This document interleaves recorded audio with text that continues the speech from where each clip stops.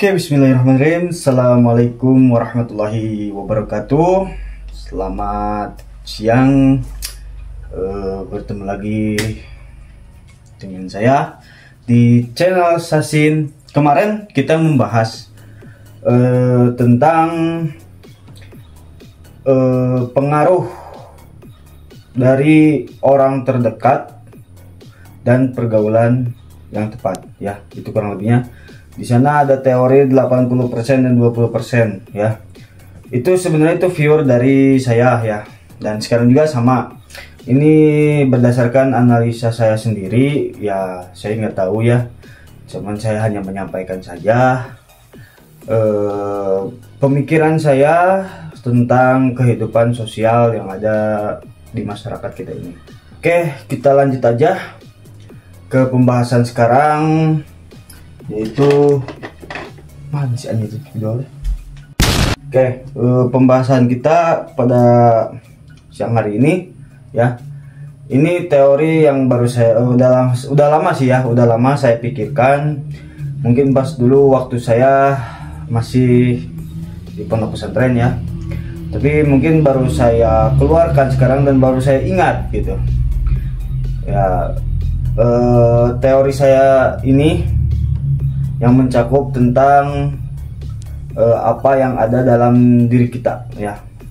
Oke, kita akan mulai dengan judul 3 kebutuhan inti manusia. Yang oke, yang kita tahu, ya, kebutuhan inti manusia itu pada zaman sekarang adalah yang paling utama itu uang, bener gak? Tapi menurut saya kebutuhan inti manusia itu adalah keseimbangan. Keseimbangan ini berarti yang merasakan, dan kita bisa merasakan keseimbangan dalam diri kita sebagai manusia itu akan terasa bila mana kita mempunyai apa? Yang pertama, ruh. Ya, ruh. Ruh ini adalah inti kebutuhan manusia. Tanpa ruh, kita tidak akan merasakan apapun, kita tidak akan hidup, tidak akan bernapas, tidak akan semuanya, ya. Kita akan sebagai jasad saja, seperti patung yang tidak bergerak sama sekali. Oke. Kita lanjut dari ruh ini, ya. Dari ruh ini ada 3 kebutuhan inti manusia. Yang pertama adalah akal, digambarkan sebagai otak. Karena kenapa saya simpan akal atau disamakan dengan otak? Karena akal itu tempat apa ya? Digambarkan sebagai sesuatu yang bisa membuat manusia itu berpikir. Dan manusia berpikir itu pasti disimpannya di mana? Di otak, kan? Nah, di otak. Nah, akal atau insting, ya. Insting. Ya, ini sebenarnya tidak membahas manusia saja, tapi kita akan kerucutkan aja ke manusia, ya. Karena perbedaan manusia dengan hewan itu tidak jauh. Yang membedakan hanyalah ini. Ya, nanti saya akan bahas. Oke, yang kedua yaitu hati. Jiwa atau hati. Kenapa saya simpan jiwa di dalam gambaran hati? Karena jiwa itu perasa. Ketika jiwa kita tergoncang, maka itu berpengaruh pada suasana hati. Ya, suasana hati, perasaan. Ya, di situ gambaran jiwa itu di dalam hati. Oke. Yang ketiga, yang terakhir adalah perut. Oh, maaf. Bukan perut. Yang ketiga adalah jasmani, raga. atau perut. Nah, kenapa saya gambarkan raga itu perut? Karena apa-apa yang sesuatu hal yang masuk ke dalam tubuh kita itu pasti melewati perut. Darah, semuanya, nutrisi dikelola di mana? Di usus besar. Ya, usus besar itu berada di mana? Perut. Ya, termasuk rasa lapar dan lain sebagainya itu di perut. Nah, bila mana kita lapar, kita pasti tidak fokus melakukan sesuatu hal, benar gak? Nah, ini raga nomor 3, inti nomor 3 ya. Oke, kita akan bahas yang pertama, akal atau otak. Nah, saya tadi membahas kerucutnya manusia, tapi pada intinya manusia dan hewan itu bukan hewan ya, binatang ya. Manusia dan binatang itu tidak jauh beda.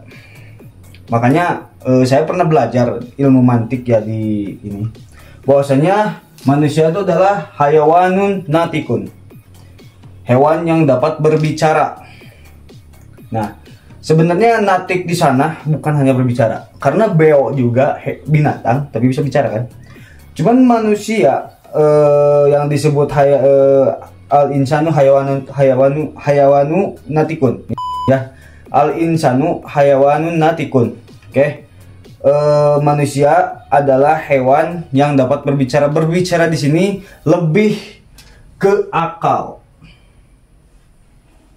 Karena manusia bisa menciptakan bahasa sendiri. Beda sama beo. Beo kan mengikuti kita. Dia memakainya insting. Apakah manusia punya insting? Punya. Manusia itu punya insting, ya. Makanya hanya satu saja ya, manusia dan binatang gitu. Perbedaan manusia dan binatang hanya satu aja, itu akal. Binatang itu tidak punya akal, tapi manusia punya. Itu aja yang membedakan. Semuanya sama. Manusia buang air, makan, minum. Binatang juga sama, makan, minum, buang air. Punya kebutuhan sama. Secara garis besar 3 inti ini. Tapi yang membedakan manusia dan binatang adalah akal. Oke. Kita ambil contoh kebutuhan inti manusia yang ada pada akal itu adalah, ini salah satu contoh besar aja ya, tapi sebenarnya banyak. Yang ini pengetahuan ya. Contoh inti ya. Pengetahuan. Kenapa saya katakan pengetahuan? Karena pengetahuan itu yang akan membentuk kebutuhan yang lainnya. Bila mana kita tidak memiliki pengetahuan tentang bagaimana kita mencari makan, maka tidak akan kita memenuhi yang ini. Dan bila mana kita tidak mempunyai pengetahuan tentang kasih sayang, tentang kepercayaan, tentang menghargai dan lain sebagainya, atau disebut etika, maka kita tidak akan memiliki ketenangan atau pemenuhan kebutuhan jiwa atau hati. Jadi makanya pengetahuan itu adalah inti dari 3 ini. Inti ya. Karena dengan pengetahuan kita bisa memenuhi 3 ini. Oke. Itu contoh pertama, pengetahuan. Oke, inti kedua yaitu jiwa atau hati. Nah, dari pengetahuan ini lahirlah ya. Dari pengetahuan inilah lahirlah contoh dari jiwa. Apa? Ya, ini saya ambil intinya. Kasih sayang.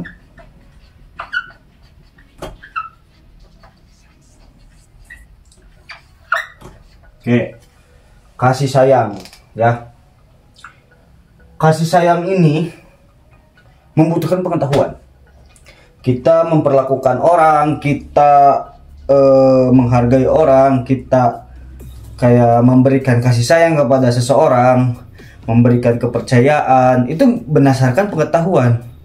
Kan kita tidak semena-mena atau tidak bahasa Sundanya itu gak ujug-ujug kita harus mempercayai orang tanpa kita analisa dulu. Analisa itulah membutuhkan pengetahuan.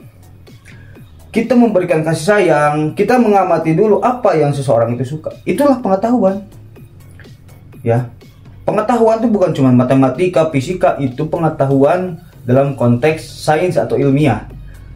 Pengetahuan abstrak itu banyak. Pengetahuan tentang SQ, emotional, apa ya namanya itu.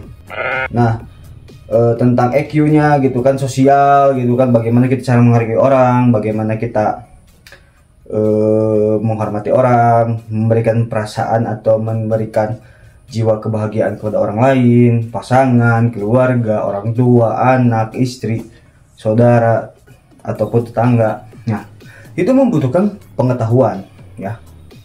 Oke, kita ambil contoh yang ketiga, yaitu raga atau perut. Oke. Inti yang ketiga ini, contohnya, ya, adalah makan atau olahraga. Kita ambil aja makan lah ya, makan.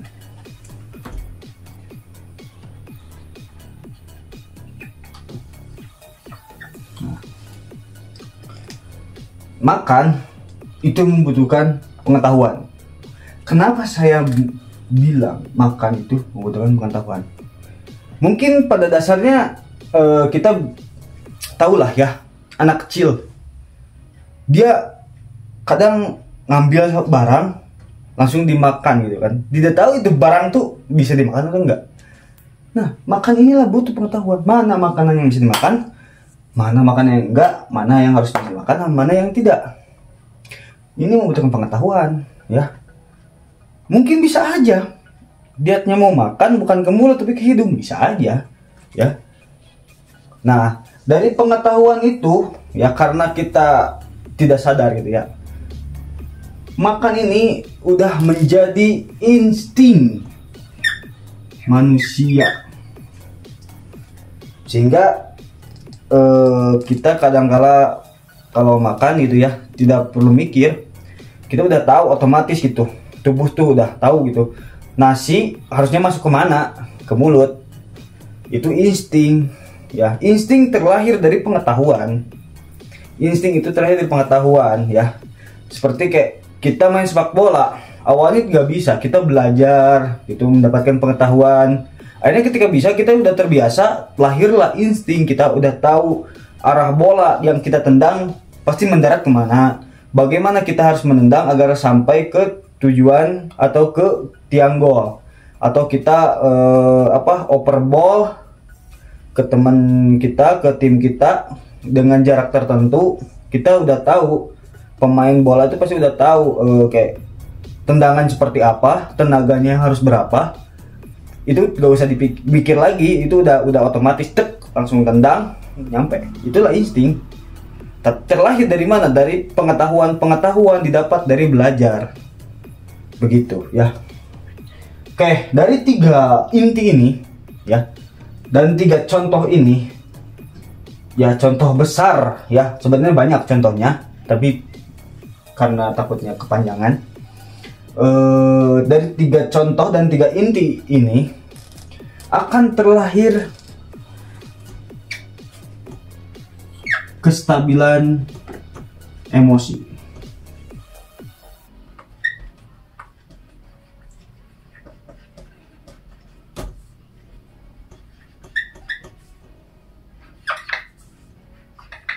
Nah, kestabilan emosi.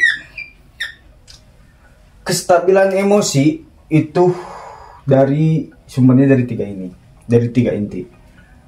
Ya, karena bila mana kita telah memenuhi unsur yang 3 ini, maka akan terlahir kestabilan emosi. Saya kasih contoh lah.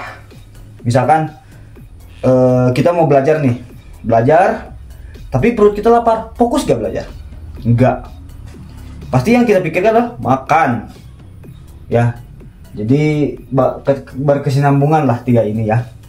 Terus ketika kita merasa sedih atau merasa emosi lah, marah gitu kan, penuh dengan beban hidup, sehingga menaikkan emosi amarah kita, terus kita disuruh belajar atau makan, pasti gamut ya. Ataupun sebaliknya, dari kita emosi dilampiaskannya kedua ini, pengetahuan atau makan. Makanya kita sering lihat orang yang stres bisa 2 hal, makan banyak atau nggak makan. Jadi pola makannya yang berubah, gitu ya, atau pola hidup yang berubah, yang tadinya rapi, yang tadinya disiplin menjadi kendor karena permasalahan jiwa atau hati.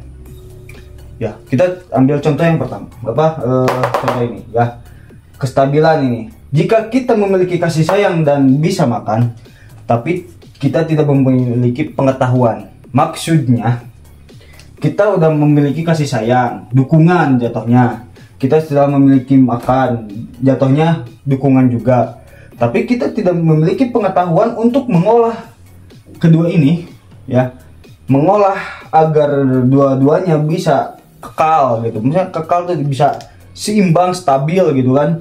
Makan ada gitu, bisa gitu kan. Makan ya berusaha dengan uang kalau sekarang. Kasih sayang berusaha dengan pasangan. Kalau bisa kita mengolah dua ini ya, maka ini membutuhkan pengetahuan. Jadi mengolah kedua ini membutuhkan pengetahuan. Pengetahuan itu penting. Kita menghadapi pasangan, kita butuh pengetahuan. Kita mendekati lawan jenis, kita butuh pengetahuan. Kita ingin makan, kita butuh pengetahuan yang akan menghasilkan uang untuk makan, gitu, agar seimbang atau stabil emosinya. Oke, 3 poin ini yang bisa saya sampaikan pada siang hari ini ya. Ini teori saya sendiri pribadi ya, berdasarkan buku-buku psikologis yang saya baca, keadaan lingkungan yang saya amati, dan sosial yang saya dekati. Jujur aja, kayak ya ini saya gitu ya.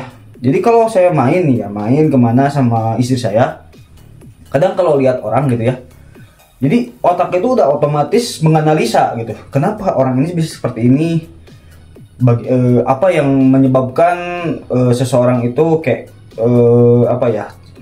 mengalami hal demikian. Contoh, kayak saya kalau di sini gitu ya, keluar sama istri main jalan-jalan, kadang suka banyak gitu ya, ada di sana tuh kayak ada 2 kasta gitu. Kayak kalau di kota gitu, di pasar atau di mall, kadang ada orang-orang yang Pak Ogah gitu yang minta-minta gitu kan, umurnya udah tua,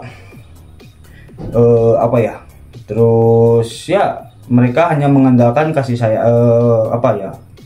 mengandalkan dikasihannya sama orang gitu.